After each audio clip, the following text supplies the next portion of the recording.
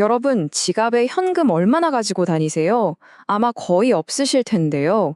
오늘은요, 이 현금 없는 사회를 넘어서 우리 돈의 개념 자체를 완전히 바꿔놓을 디지털 금융혁명에 대해 깊이 있게 한번 이야기 나눠보겠습니다. 자, 오늘 우리가 떠날 여정은 이렇습니다.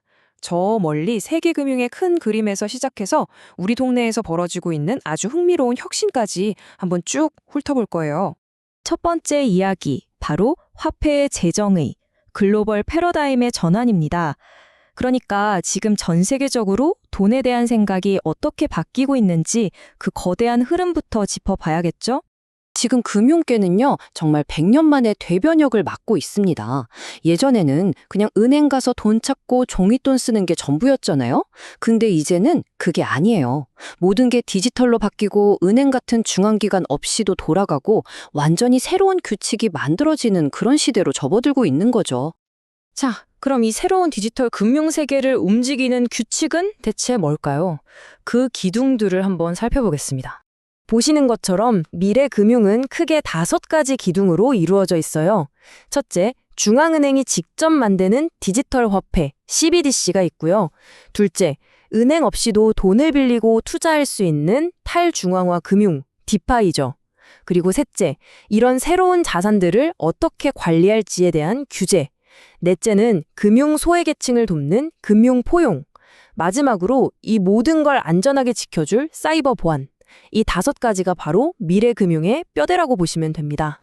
자, 이 변화의 한가운데에 정말 중요한 2가지 새로운 디지털 화폐가 있습니다. 많이들 들어보셨을 텐데 바로 CBDC와 스테이블 코인이에요. 근데 이 둘 대체 뭐가 다른 걸까요? 핵심적인 차이는 바로 누가 발행하느냐입니다. CBDC는 중앙은행, 그러니까 정부가 직접 발행하는 디지털 원화 같은 거예요. 가치가 딱 정해져 있죠. 반면에 스테이블 코인은 민간 기업이 달러 같은 실제 자산의 가치를 딱 고정시켜서 발행하는 거고요. 그러니까 CBDC가 디지털 5만 원권이라면 스테이블 코인은 1달러짜리 디지털 상품권 같은 느낌인 거죠. 사실 이게 미래던의 주도권을 놓고 벌이는 국가와 민간 기업의 조용한 전쟁의 시작이기도 해요. 이 그림을 보면 각 나라가 어떻게 대응하는지가 한눈에 들어와서 정말 재밌어요. 보세요.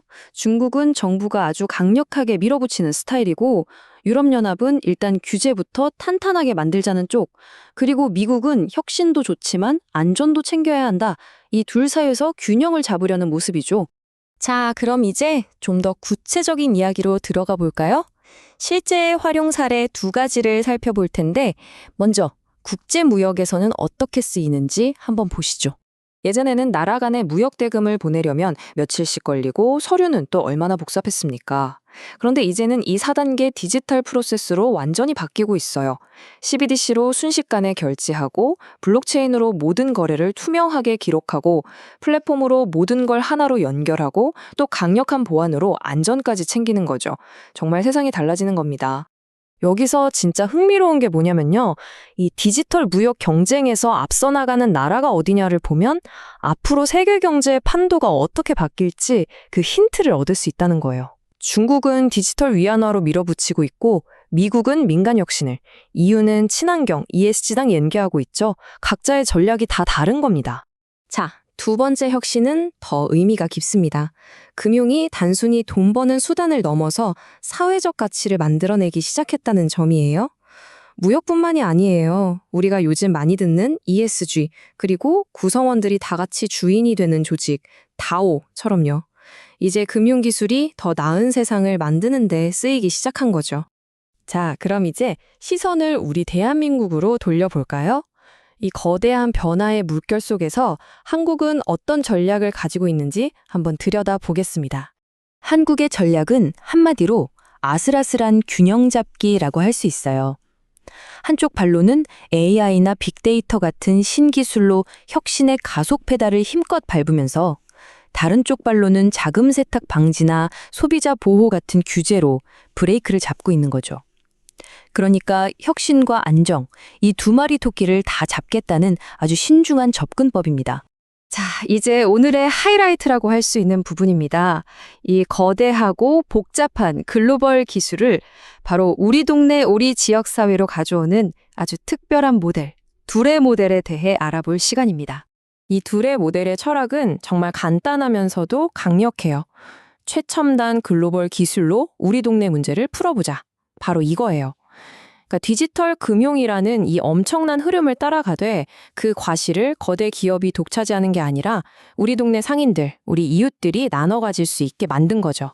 아주 따뜻한 금융 모델이라고 할 수 있겠습니다. 그럼 이게 어떻게 돌아가는 구조냐? 궁금하시죠? 크게 4개의 층으로 되어 있다고 생각하시면 쉬워요. 맨 아래에는 투명한 거래를 위한 토큰이 있고요. 그 위에는 온라인과 오프라인을 잇는 플랫폼이 있습니다. 그리고 이 모든 걸 공정하게 운영하기 위한 다오라는 공동체 조직이 있고 마지막으로 지역사회에 돈이 돌게 하는 사회적 가치 펀드가 있는 구조죠. 그리고 이 4개의 층으로 된 건물을 아주 튼튼하게 받쳐주는 2개의 기둥이 있어요. 하나는 AI를 활용한 데이터 기반의 똑똑한 지원이고요. 다른 하나는 누구나 쉽게 참여하고 이해할 수 있도록 돕는 교육입니다. 기술과 사람이 함께 가는 거죠. 자, 이렇게 전 세계적인 거대한 흐름에서 우리 동네의 작은 혁신까지 긴 여정을 함께 했는데요. 여기서 우리가 얻어야 할 핵심 메시지는 뭘까요? 결론은 바로 이겁니다. 글로벌 기술과 지역의 신뢰를 융합하는 것. 최첨단 기술은 전 세계적인 표준을 따르되 그 기술을 쓰는 목적은 우리 동네에 우리 이웃 간의 신뢰를 쌓고 스스로 일어설 수 있는 경제 공동체를 만드는 데 있다는 거죠. 기술은 차갑지만 그 쓰임새는 따뜻해야 한다는 이야기입니다. 결국 우리가 추구해야 할 미래는 단순히 기술적으로 더 뛰어난 세상이 아니에요. 그 기술을 발판 삼아서 단 한 사람도 금융 시스템에서 소외되지 않는, 그래서 더 따뜻하고 공정한 경제 공동체를 만드는 것. 바로 거기에 진짜 목표가 있는 겁니다.